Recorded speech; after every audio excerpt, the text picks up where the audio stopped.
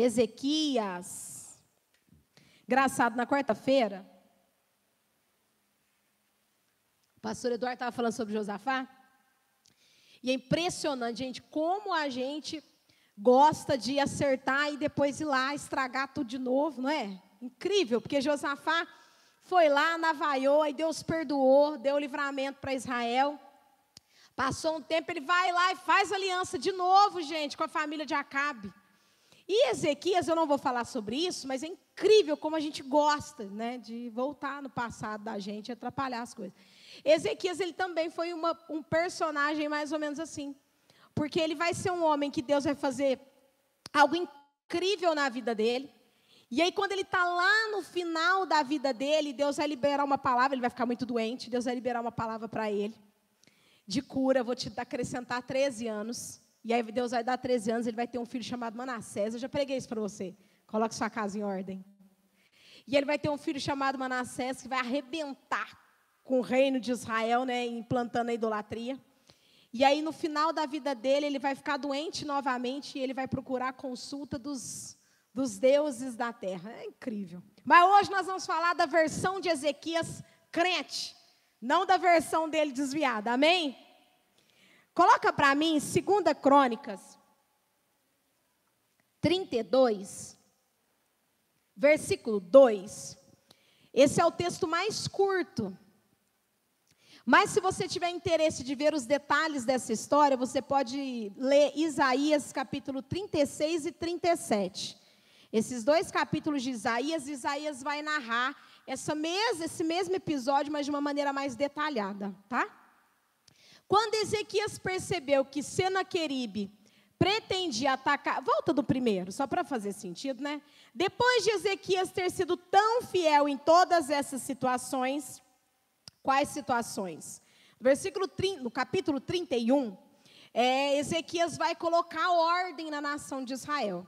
Lembra, aqui nesse período, a nação de Israel tinha sido dividida ao meio. Reino do Sul, Reino do Norte. Porque houve uma briga ali entre o filho de Salomão e o restante da nação de Israel. Então a nação olhou e falou, nós não queremos você como rei, nós vamos levantar um rei para nós. Então ficaram 10 tribos reunidas de um lado e apenas 2 tribos do outro, que foi a tribo de Benjamim e de Judá, que eram as menores. A tribo de Benjamim decidiu se unir à tribo de Judá, porque a promessa de Deus era para Davi, que era da tribo de Judá. Não foi que Deus falou? Davi, a sua descendência sempre vai estar no trono. Então Benjamim, a tribo toda, se reuniu com Judá. E eles ficaram em Jerusalém. E a cidade de Jerusalém era a cidade onde tinha um templo. Então eles ficaram em Jerusalém e eles adoravam no templo. E isso ficou chamado de Reino do Sul. Então tinha um rei no sul e outro reino no norte. Que se separar para pensar era mais do que norte, né? Porque as outras 10 tribos para cima se uniram e eles tinham um rei para governar.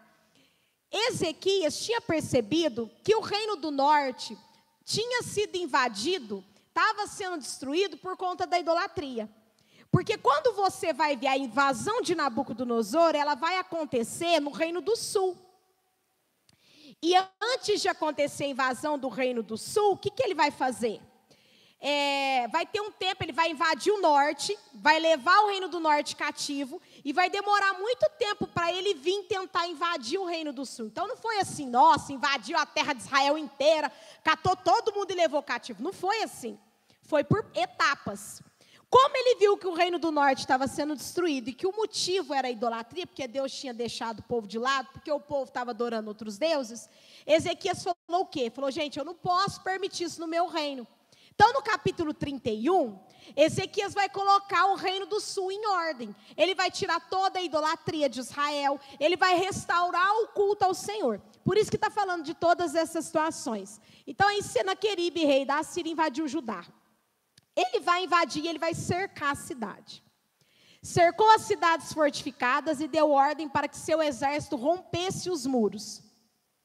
Quando Ezequias percebeu que Senaqueribe também pretendia atacar Jerusalém, consultou os seus oficiais e conselheiros militares, e eles resolveram fechar a passagem das águas das fontes que havia do lado de fora da cidade.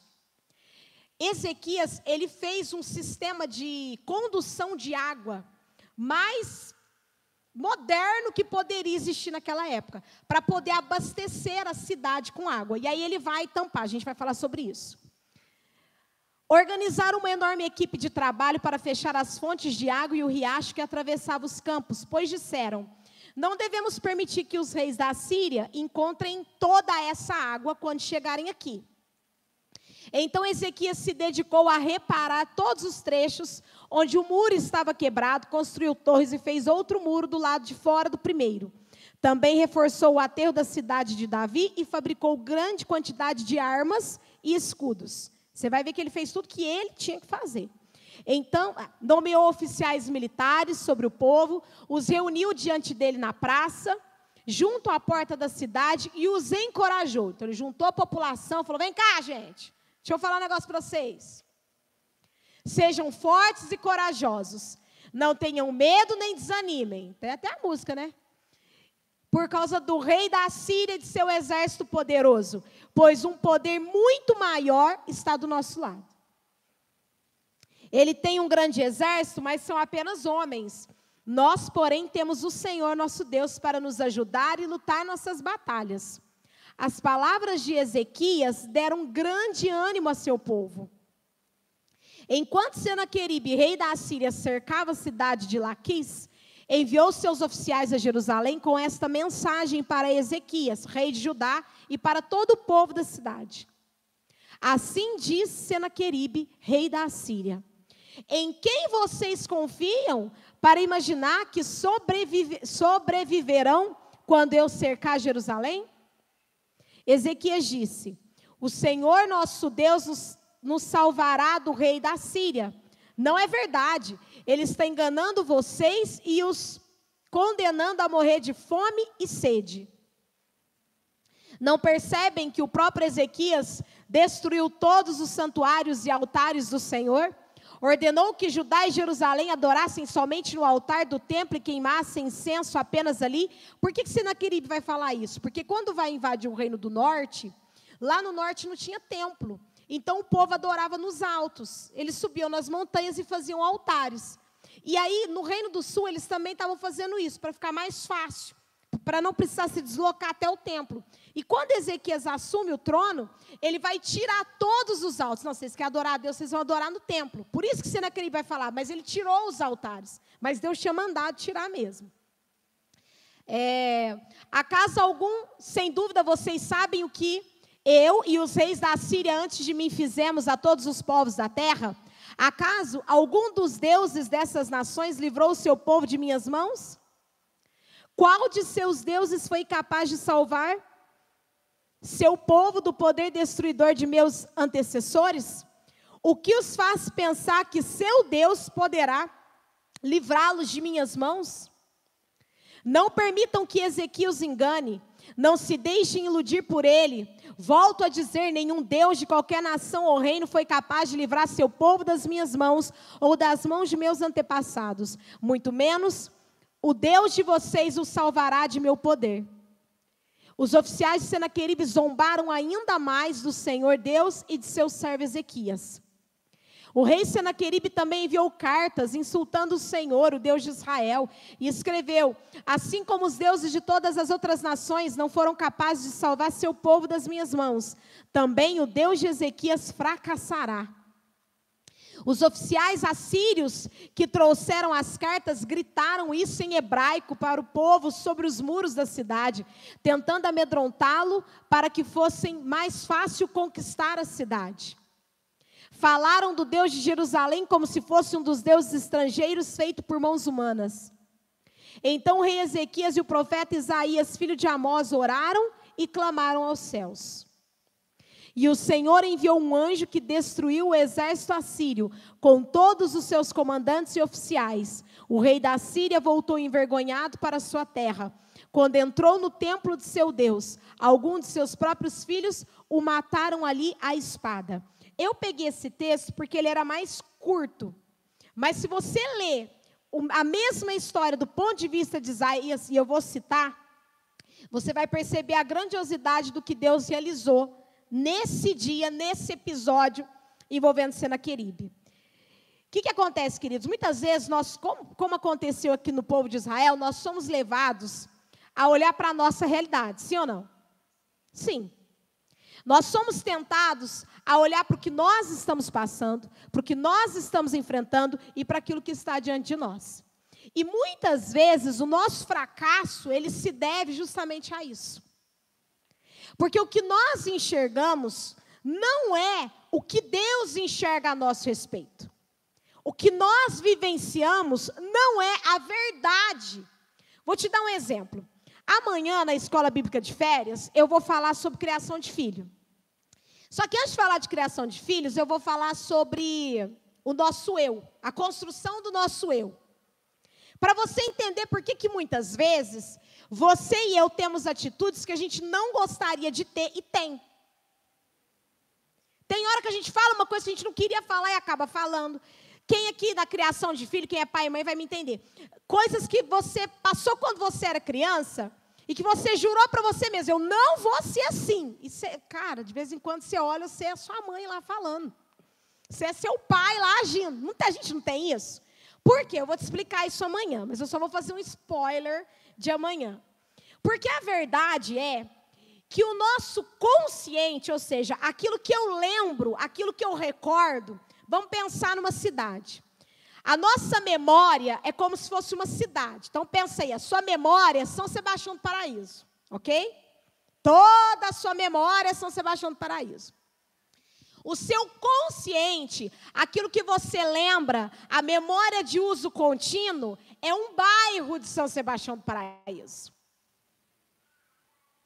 Então, o que você tem consciência é um bairro. Então, suponhamos que aquilo que você domina, que aquilo que você tem consciência, é o centro da cidade. Mas o centro da cidade é toda a cidade? Não. Só que o que é maior? O centro da cidade ou toda a cidade? Toda a cidade. E por que eu estou te dando esse exemplo? Você vai entender. Porque da mesma maneira que o que constrói a nossa vida, o que constitui as nossas ações, em sua maioria não está no consciente, Ronilda, que é o centrinho da cidade. Mas as nossas ações, elas estão muito mais determinadas pelo resto da cidade, que não está no nosso consciente, mas está no nosso inconsciente. Está ali reservado. Por quê? Porque o nosso cérebro ele tem uma capacidade de armazenar informações, memórias, lembranças, e ele tem uma capacidade maior ainda de fazer o quê? Se você passa por uma situação de estresse, de sofrimento ou de tristeza, o nosso cérebro ele tende a fazer o quê? Bloquear a lembrança. Por quê? Porque você não vai ficar lembrando toda hora do que te faz sofrer, vai? Não. Mas de vez em quando você não recorda? Quem aqui quando, de vez em quando na tua vida, você tem uma lembrança lá da sua infância que te entristeceu?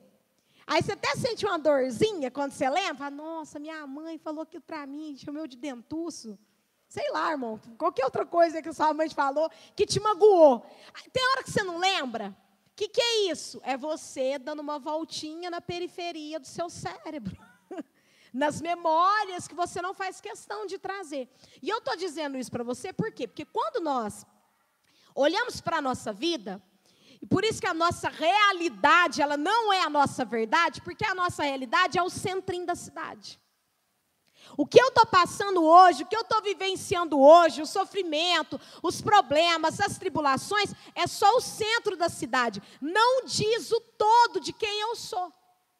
A gente vê muito isso hoje em dia na internet. Você não é o seu problema. Você não é a sua dor. Mas muitas vezes a gente age como se a gente fosse.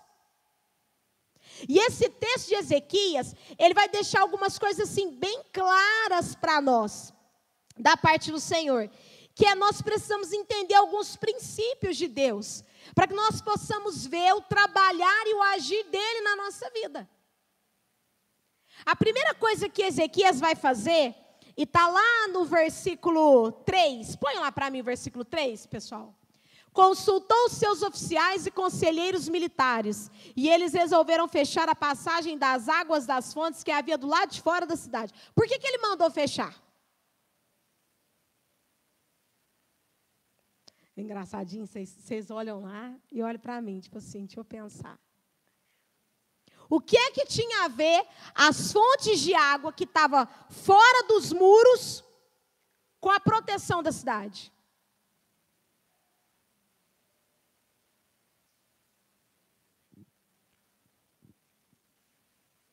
Nunca vi tanto silêncio. Nada, nenhum arrisco. A Ronilda está se coçando de vontade de falar. Pode falar, Ronilda. Tá até... O que tinha a ver? Quando ele vai fazer essa engenharia para trazer água para dentro da cidade, o que ele fez? Ele deixou algumas fontes do lado de fora da cidade. Por quê? Porque quando a pessoa vier, você está pensando numa região árida, numa região muito seca, numa região de calor intenso. Quando a pessoa estivesse se aproximando da cidade ou de Jerusalém, e ela tivesse com sede, ela faria o quê? Ela teria onde pegar água, então ela não morreria à beira do caminho. Essa foi a intenção, quando foi construído essas fontes fora do muro. Então, Joyce, o que ele pensou? Para que eu vou deixar água para o inimigo? O cara vai cercar a minha cidade. Ele quer me atacar, ele quer me destruir, eu ainda vou dar água fresca? Pois eu não vou nada, eu vou fechar as fontes, porque eu não vou passar água. E sabe o que isso tem a ver com a nossa vida? Tiago vai dizer o seguinte: pode da mesma boca sair água doce e amarga? Não. E ele vai falar, da mesma boca sai água doce. Gente, o melhor é vocês concordando comigo. Eu tô pregando heresia a vocês. É verdade, pastora. Gente do céu, ainda bem que o Espírito Santo lembra a gente. Não, o melhor é vocês concordando. Está escrito lá, que Bíblia é essa que vocês estão lendo? Pode uma fonte jorrar água doce. Agora eu falei certo. Pode uma fonte jorrar água doce e amarga? Não. E aí Tiago vai falar o seguinte: pode a mesma boca, agora eu cheguei no lugar certo. Pode a mesma boca liberar bênção e maldição? Não. Então o que o fechar as fontes diz para mim? Que quando eu estou cercado pelo inimigo, eu preciso fechar a minha...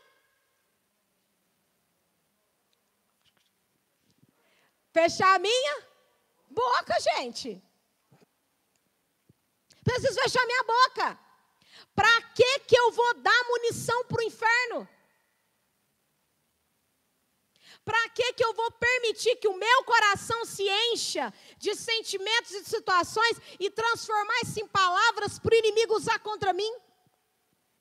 Lá no texto de Isaías, Isaías vai dizer o seguinte: que Ezequias vai virar para o povo e vai falar assim: vocês não vão falar nada. Porque enquanto os oficiais de Senaqueribe, lá em Isaías, tá falando que vai fazer, vão acontecer, o povo está no muro ouvindo, e Ezequias vai falar para o povo assim: vocês não vão dizer uma só palavra, não digam nada. Quando as coisas na nossa vida começam a não fluir, eu vou te falar uma coisa, mesmo quando está fluindo, fica quieto.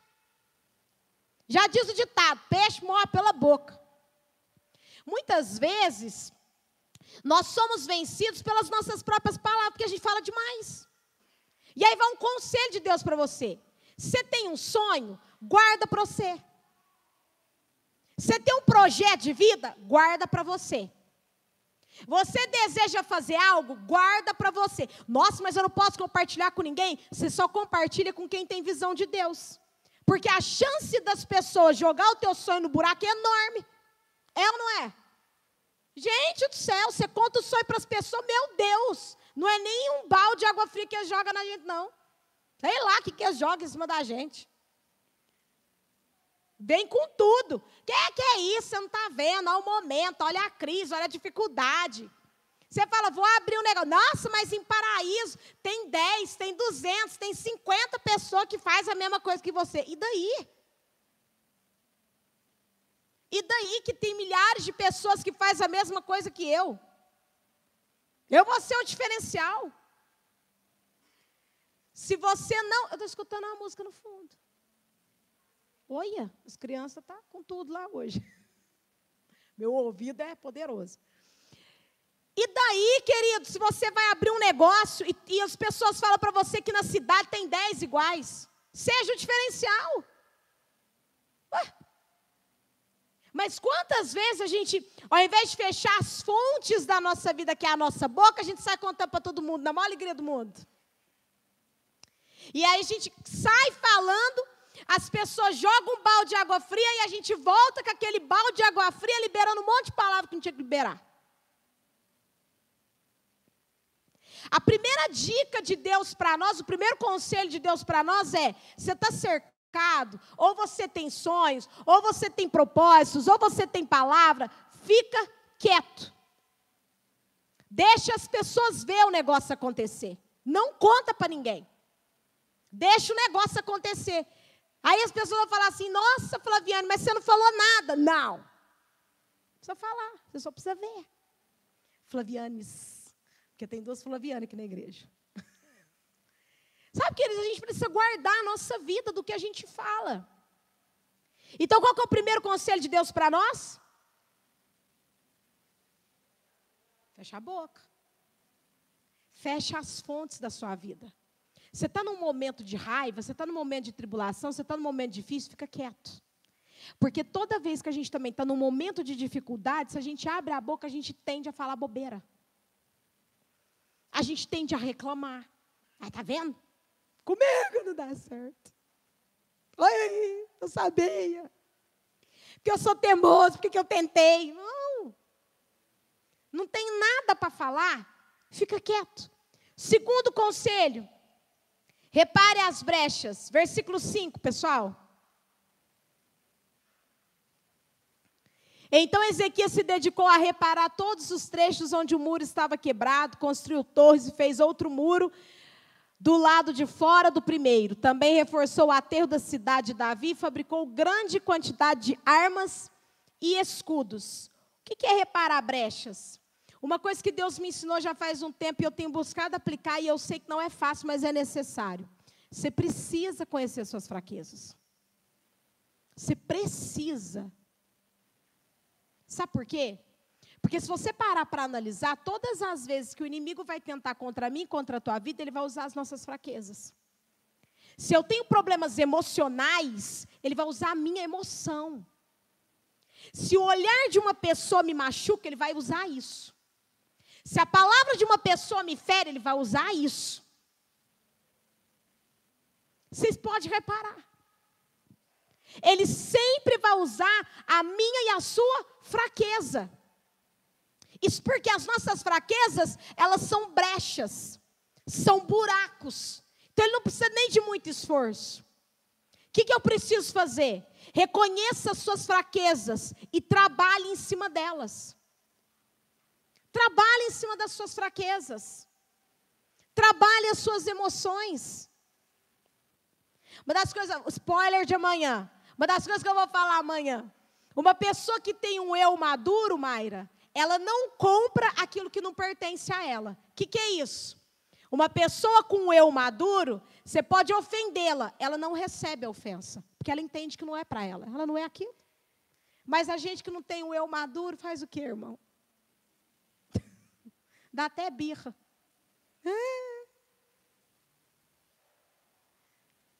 Trabalha as suas fraquezas. Ai, fulano me ligou. Eu passei uma fase difícil, ninguém se importou. Ai, ninguém me ama. É uma fraqueza. Ai, ninguém se importa comigo. É uma fraqueza. Você está colocando a sua emoção, você está colocando o seu sentimento em cima do olhar de uma pessoa, da postura de uma pessoa, da palavra de uma pessoa. Eu montei o nosso curso de amanhã em cima de um livro do Augusto Cury, que é um psiquiatra. Então, vai uma dica aí para você. Ele fala o seguinte, que se você, ele fala para a mulher, então eu vou dar o exemplo que ele fala. Se você, mulher, faz de tudo para o seu marido, esperando que ele reconheça tudo que você faz, ele fala assim, você vai ser a mais frustrada da face da terra.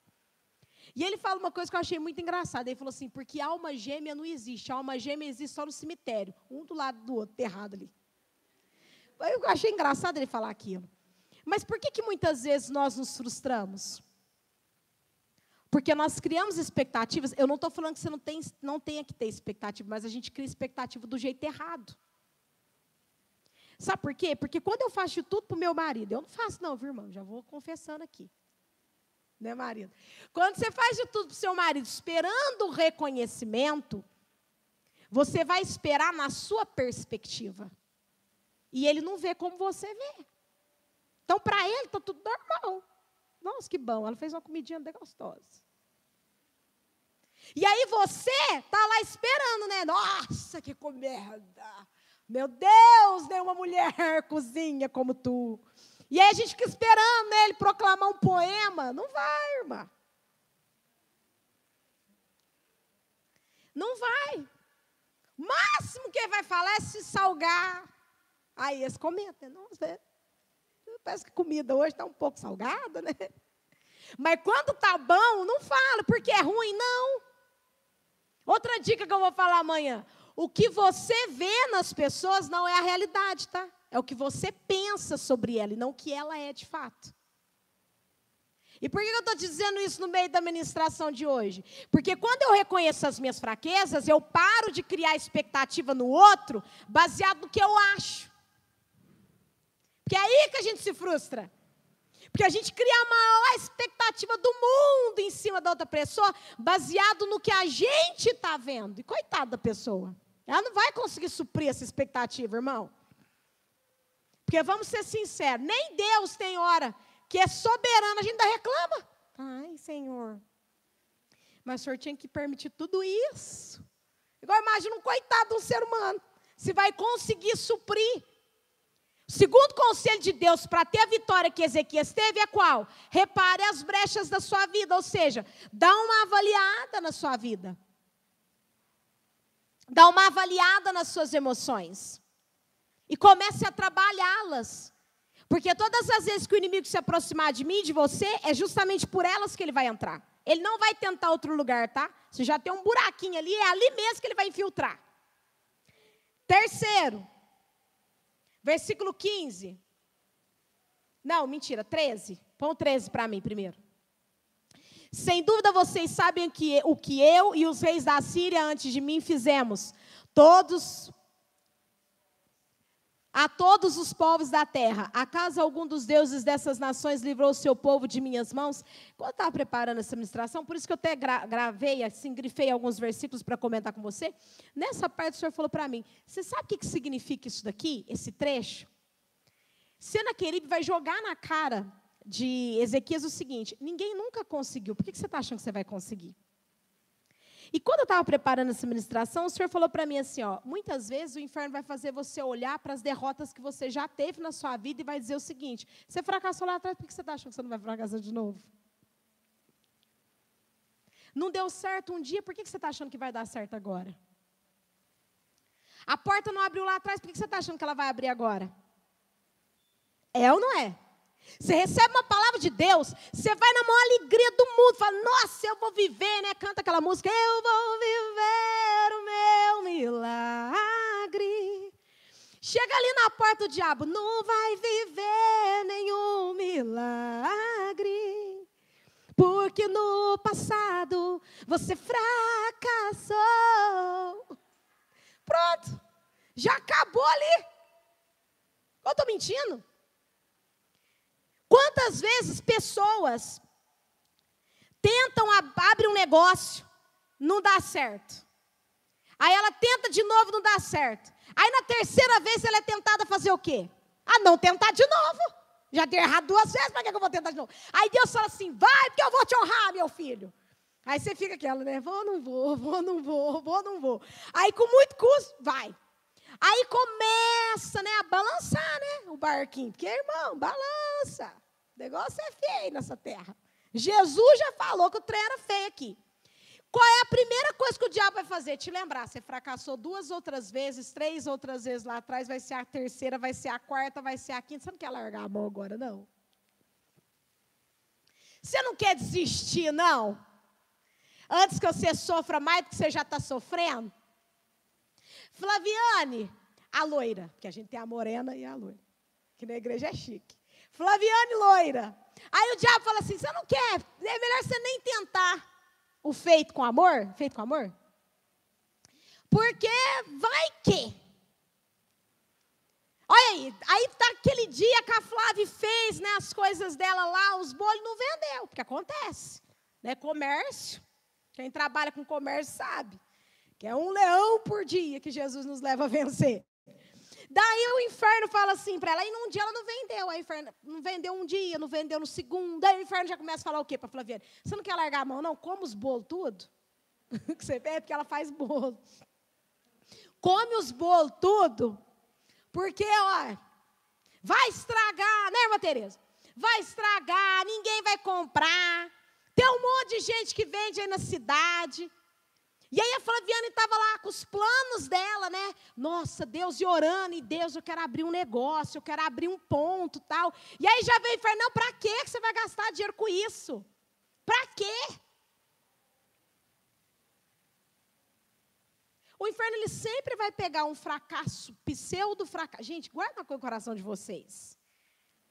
A palavra de Deus diz sobre isso. A palavra de Deus diz muito sobre isso. Fracassar é quando você literalmente depõe suas armas. Eu não sei o que acontece com essa geração nossa, que é uma geração que entendeu o seguinte, que a gente tem que tentar, Marinete, e tudo tem que dar certo de primeira. Se não der certo de primeira, a gente já é fracassar, a gente não está valendo mais nada. A gente não é assim. É um longo prazo.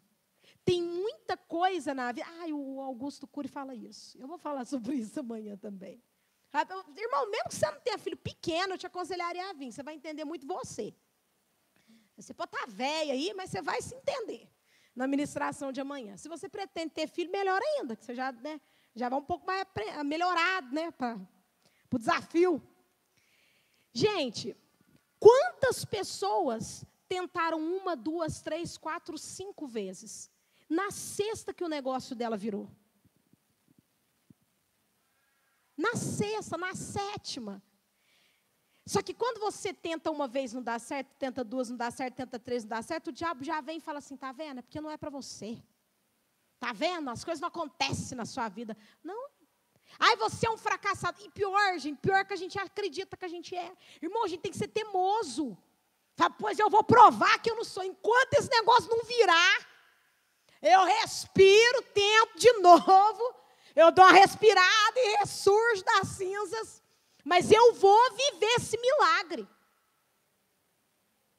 Eu vou viver esse milagre na minha vida. Não permita que o inferno te lembre de supostos fracassos. Sabe por que eu falo supostos fracassos? Porque cada vez que você faz uma tentativa e não dá certo, você tira uma lição para a próxima. Tira ou não tira? Tira. Ai, já tentei assim, assim, não deu certo. Eu gosto de seguir a Fabiola Mello, que alguns aqui seguem, ela é muito engraçada. Tipo eu, assim, uma gracinha. Daí ela fala uma coisa que é muito verdadeira. Ela fala, irmão, você tem que confundir o inimigo. Entendeu? O inimigo tem que estar lá. Agora eu consegui. Aí, de repente, está lá, Kátia. Nossa, deixa eu pensar. Já que assim deu certo, deixa eu pensar no próximo passo. Ele tem que olhar para nós e falar assim, mas não é possível que ela já vai tentar de novo. Vou porque eu tenho uma palavra de Deus. E eu não posso abrir mão dessa palavra. Porque senão não vai cumprir. Põe aí para mim agora o versículo 15. É tudo muito grande, né? Não permitam que Ezequiel os engane, não se deixem iludir por ele. Volta a dizer, nenhum dos deuses, que qualquer nação ou reino foi capaz de livrar seu povo das minhas mãos, ou das mãos de meus antepassados. Muito menos o Deus de vocês o salvará do meu poder. O que é que Senaqueribe estava dizendo para ele? Ó, ninguém conseguiu escapar, você não vai. Irmão, quantas vezes a situação vai falar isso para a gente? Quantas vezes a situação vai olhar para nós e vai nos mostrar que a nossa capacidade é inferior a ela? E isso vale para qualquer área da sua vida. Às vezes você está aí, irmã, sonhando em casar. Ó, todo mundo olhou. Sonhando em casar. Ai, pastora, mas o tempo está passando, eu não estou mais na flor da idade. Não tem problema, irmã. Há esperança para a árvore. Sabe, queridos, eu preciso olhar para Deus, olhar para a minha situação e entender uma coisa. Eu não tenho condições de resolver, mas há alguém que diz para mim que eu posso. Então eu vou recorrer a esse alguém. Versículo 20. Então o rei Ezequias e o profeta Isaías, filho de Amós, fizeram o quê? Oraram e clamaram ao Deus dos céus. E oraram e clamaram aos céus. Não responda. Gente, é uma coisa que a gente precisa aprender. Não responda nada sem antes orar. Não responda a nenhuma situação, a nenhuma circunstância, a nenhum problema antes de orar. Senaqueribe não vai falar nada. Ezequias não vai falar nada com o rei da Síria. Ele vai orar.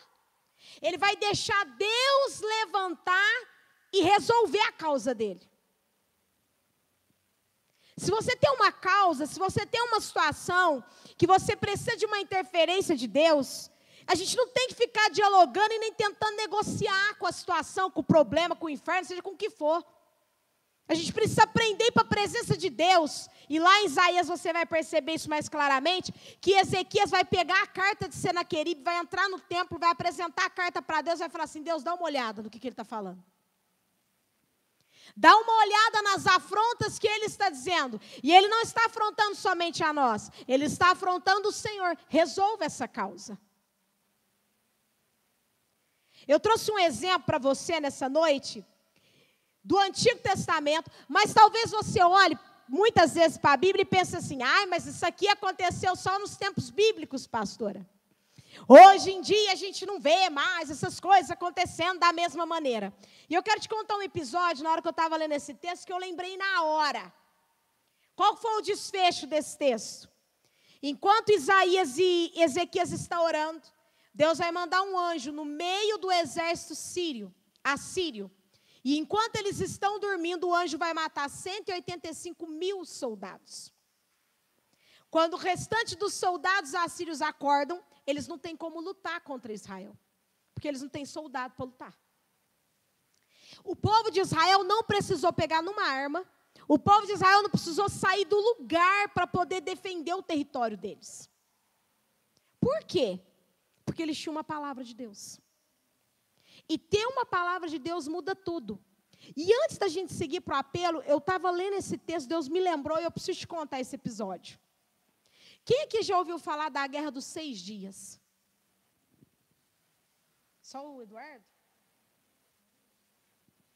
Ninguém?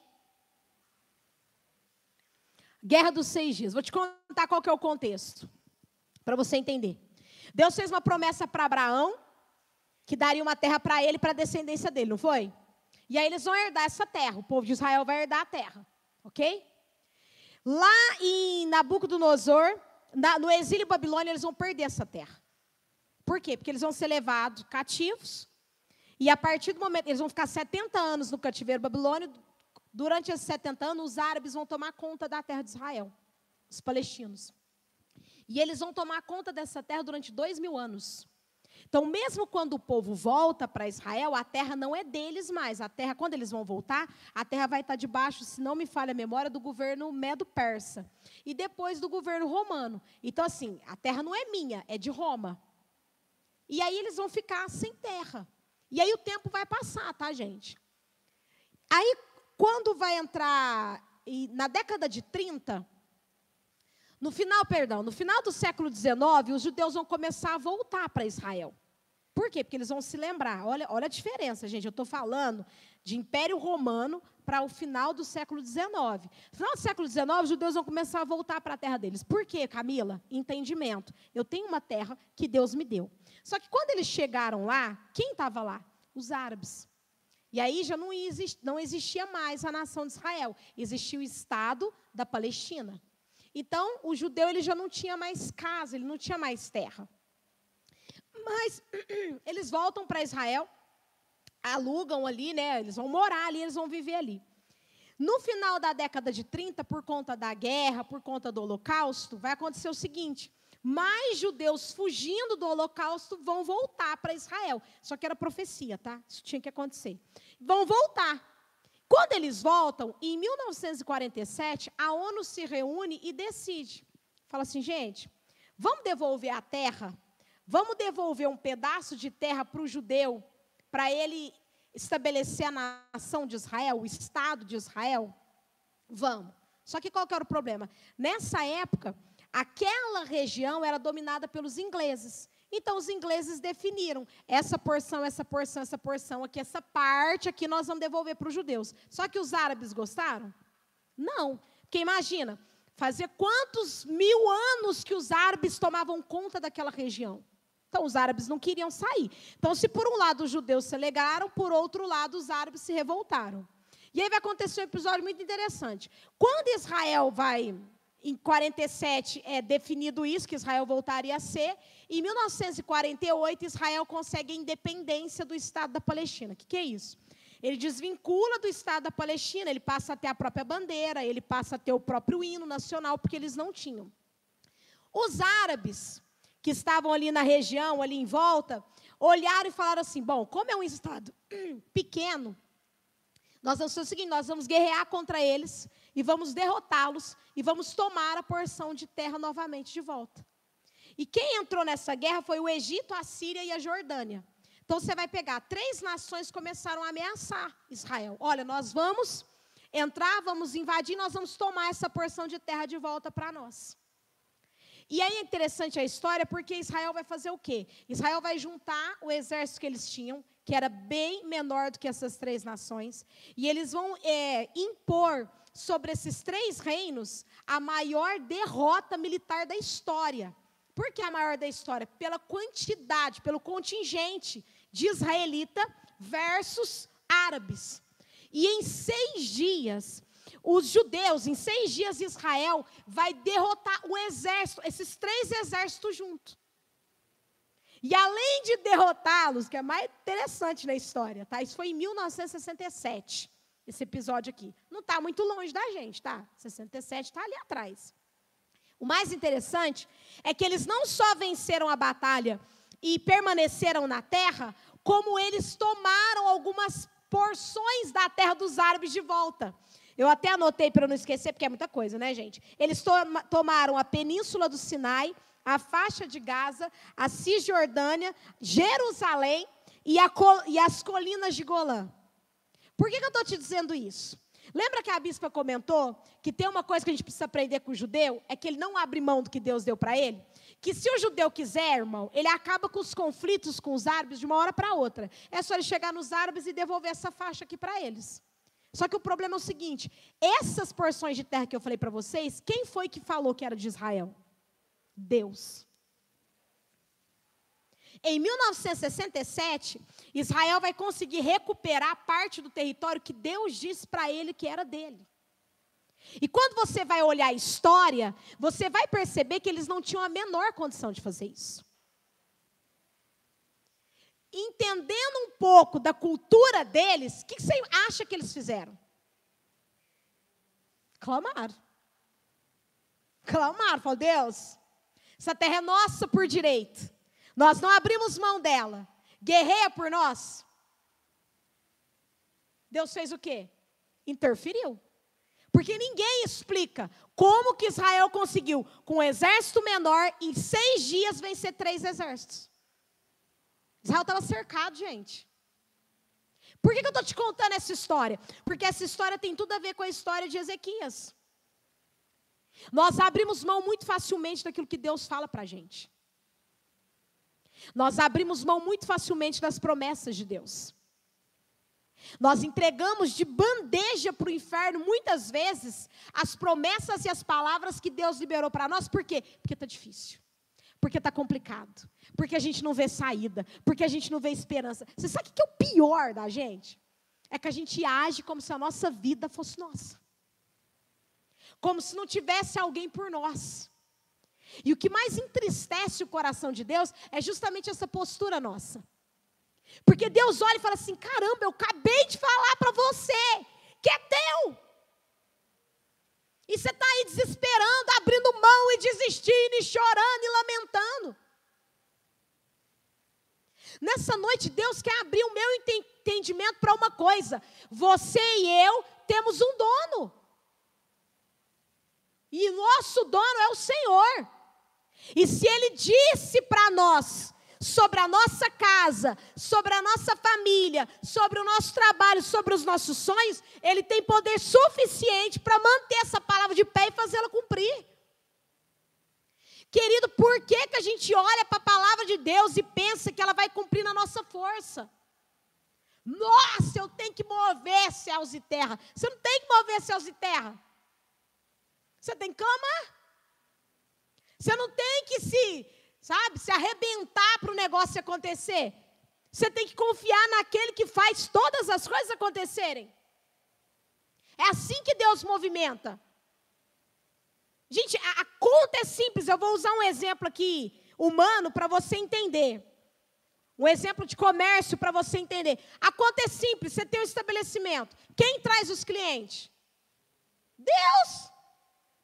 O negócio está bigodando. Deus, o seu negócio está bigodando aqui. Senhor, eu tenho que mudar alguma coisa aqui, porque na verdade o Senhor é o sócio majoritário. É teu, não é meu. Foi o Senhor que falou para eu abrir. Foi o Senhor que me deu esse talento. Eu estava falando isso para a Flaviane, loira, essa semana. Falei, Flávia, Deus não te deu um talento para nada. Irmão, você acha que Deus te deu talento para você engordar seu marido? Se você tem um talento de cozinhar. Ai, Deus me deu um talento. O que você vai fazer com talento? Engordando o povo lá de casa. Não, irmão, põe esse trem para funcionar. Deus te deu um talento, Ronilda, para você cuidar dos cabelos do povo da sua casa? Também, né? Mas não só para isso. Por que eu falo que é talento? Porque nem todo mundo tem a capacidade de fazer a mesma coisa, tem? Não. Deus tem um talento lá de tirar a sobrancelha. Eu tentei arrumar a minha esse tempo atrás, a Brenda viu o trabalho que deu. Irmão, é um talento que Deus te deu, usa. Pastora, pergunta para Deus, Deus, onde é que está a sobrancelha bigodada da cidade? Manda a sobrancelha arrebentada para mim, Senhor, recebo. Oi! Senhor, em nome de Jesus, faz as mulheres olhar aqui meu Instagram, minha página, e ficar sonhando com a sobrancelha delas estragada. E vindo aqui, é verdade. Porque tirar a sobrancelha é viciante. Eu tenho que tirar a minha, inclusive. Porque você vai ver vídeo, eu não sei se é assim, você fica prestando atenção na sobrancelha. Mulher você fica prestando atenção na sobrancelha das outras. Eu acho que cabeleireira também, eu não tiro sobrancelha não, mas isso aqui fica muito marcante. Eu acho que cabeleireira também é assim, não é? Você fica lá assim, a pessoa está conversando com você, você está assim, nossa, que esse cabelo ia dar certo, fazer tal coisa. Você nem está prestando atenção na pessoa. Deus te deu um talento. Pega esse talento e fala, Deus, como nós faremos para esse talento multiplicar? O que eu preciso fazer, Jesus? Me dá uma estratégia. Mas sabe por que a gente tem dificuldade, Camila, de crer na estratégia? Porque a gente acha que Deus vai dar um trem grandão, prontão para a gente. Não é não? A gente acha que Deus vai, entendeu? Você vai dormir, vai acordar, no outro dia vai ter lá na sua conta. Pensar. 150 mil reais, vou pensar baixo. 150 mil reais para você começar o seu negócio. Aí você olha e agora eu estou pronto para começar. Irmão, e também, né? Se você não estiver pronto para começar com 100, depende do negócio, claro. Se você não estiver pronto para começar com 150 mil. Deixa eu falar uma coisa que Deus falou para mim essa semana passada. Eu estava lá argumentando com Deus de algumas coisas que Deus me pediu para fazer e eu, estou deixando passar. Daí eu virei para Deus e falei para Deus assim, Deus, e o que eu preciso fazer envolve filmar. E Deus sabe como, gente, eu posso falar para uma multidão de 1 milhão de pessoas, mas põe eu na frente do celular, eu travo. Eu tenho muita dificuldade de gravar, eu tenho muita vergonha. E eu já falei para vocês, porque eu me sinto o Chico Bento falando. Eu vejo eu depois, parece o Chico Bento falando, entendeu? Daí Deus me pediu justamente para eu fazer vídeo. E eu estou, de hoje. Aí, semana passada, o senhor me lembrou novamente a respeito do assunto, e eu virei para Deus e falei assim, não, Deus, mas na hora que eu tiver um iPhone, porque o meu celularzinho da Samsung, ele não dá conta, porque ele é muito simplesinho, Senhor. E eu até comentei isso com a Cindy. Né? Eu falei para a Cindy, a gente precisa filmar. E ela falou, a gente pode pegar o celular emprestado. Na hora, fui para casa, eu cheguei em casa, o senhor falou para mim assim, você não vai pegar nada emprestado, você vai fazer com o que você tem. Se eu entender que você precisa de recurso, eu te dou. E aí eu entendi de Deus uma coisa, a gente quer que Deus coloque tudo na nossa mão, prontinho, para a gente fazer. Irmão, esquece. Ele não vai. Ele já te deu a palavra, pisa na água, pisa com o que você tem. Aí o senhor falou para mim, na hora que eu entender que você precisa, eu te providencio um iPhone. Até lá é o seu Samsung mesmo. Daí eu vou começar com o meu Samsungzinho. Estou lá aprendendo a fuçar nos negócios para dar uma melhorada na cara, né, gente? E o outro com o da Cindy. Foi a palavra que Deus me deu. Falou, faz com o que tem aí. Seu problema é que você tem argumento demais para não fazer. E é bem isso, queridos.